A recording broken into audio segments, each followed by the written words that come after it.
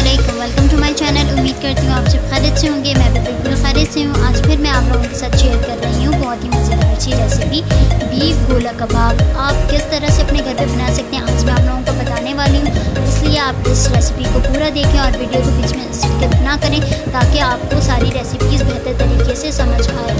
बहुत ही मज़ेदार सी ये रेसिपी और घर पे तो बहुत ही मज़ेदार और झटपट सी बन जाती है। आप इसे ज़रूर ट्राई कीजिएगा और बाहर के गोले कबाब खाना छोड़ दें, अब खाएं घर के गोले कबाब, बहुत ही मज़ेदार, वो भी मेरे स्टाइल में। Let's start. मैंने बीफ कीमा लिया है छोटे छोटे स्लाइसेस में और अब मैं ऐसे करूँगी कीमा आपके सामने। और ये ब्राउन किए हुए प्याज, 2 मीडियम साइज़ के प्याज लेते जिन्हें स्लाइसेस में कट करके ब्राउन कर लिया है। ये देखें क्रंची क्रंची से आपने ब्राउन करना है।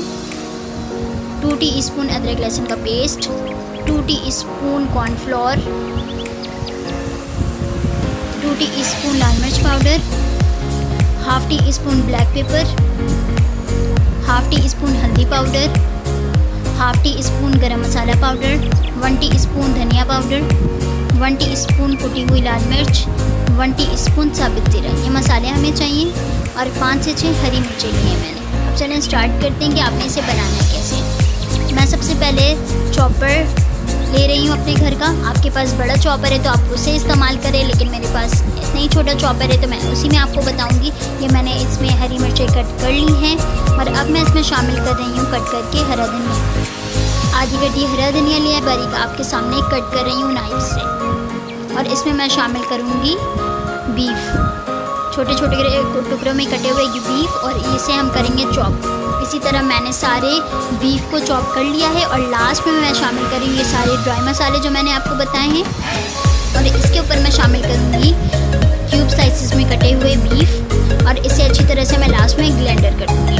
आपने इसी तरह चॉपर में इसे भी चॉप कर लेना और इस तरह से पेस्ट बना लेना है। ये सारे कीमे मैंने चॉप कर लिए हैं इसी चॉपर में और सबसे लास्ट में मैंने मसालों के साथ कीमे को चॉप किया है। आपने ये सारे कीमे को एक बाउल में डाल देना है और ये लास्ट में मैंने जो मसाले में चॉप किया था कीमे को अब हम इसमें शामिल कर रहे हैं। अब आपने इसकी अच्छी तरह से करनी है मिक्सिंग। आपने परेशान नहीं होना कि ये इस तरह से बन गई है। अब सारे मसाले किस तरह से आप इसमें मिक्स करेंगे मैं आपको बताऊंगी कि आप कैसे इसे अच्छी तरह से मिक्स कर सकते हैं।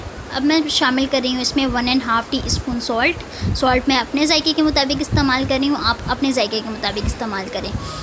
फिर मैंने इसमें शामिल किया है अदरक लहसुन का पेस्ट 2 टीस्पून,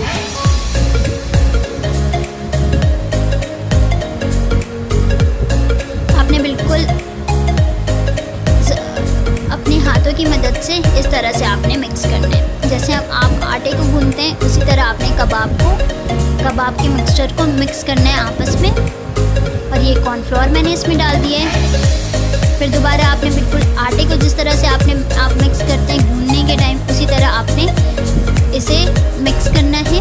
उसके बाद मैं इसमें शामिल कर रही हूँ 1 कप दही शामिल आपने करने के बाद फिर दोबारा उसी तरह आपने अच्छी तरह से इसे मिक्स करना है ताकि सारे मसाले आपस में मिक्स हो जाएं।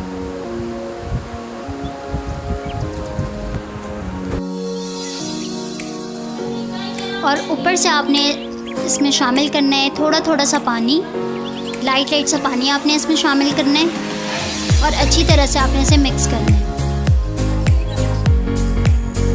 ये बिल्कुल रेडी है। अब आपको सारे मसाले इसमें मिक्स हुए दिख रहे होंगे। आपने इसी तरह से मसालों को मिक्स करना है और अब हम बनाएंगे गोला कबाब की शेप। इस तरह से मैंने चम्मच की मदद से गोला कबाब बनाया है। आप सीख का भी इस्तेमाल कर सकते हैं, यह आपके ऊपर है। इस तरह से आपने बनाना है दोनों साइड। स्पून की मदद से मैं बना रही हूँ, आप सीख की मदद से भी बना सकते हैं और इसी तरह से आप घर पे बनाएं। और इसी तरह से मैं सारे बना लूँगी। सारे गोला कबाब रेडी हैं। अब हम चलते हैं फ्राई की तरफ। मैंने मीडियम फ्लेम पे फ्राई पैन को रख दिया है। ऑयल गर्म होने के बाद अब हम इसमें शामिल करेंगे 1 बाय 1 करके गोला कबाब।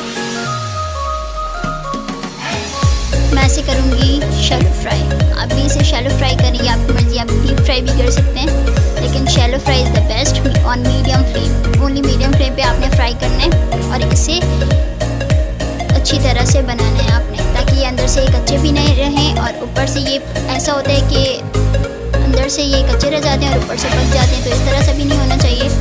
ये मज़ेदार से गोला कबाब रेडी हैं, मैंने सारे फ्राई कर लिए हैं। बहुत ही ज़बरदस्त ये रेसिपी है। आप इसे चपाती के साथ खा सकते हैं, आप इसे पूरी के साथ खा सकते हैं, आप इसे पराठे के साथ सर्व कर सकते हैं। और गेस्ट के लिए तो आप ये ज़रूर बनाएं, उन्हें ये बहुत पसंद आएगा और वो आपकी तारीफ़ किए बगैर तो रह नहीं सकेंगे।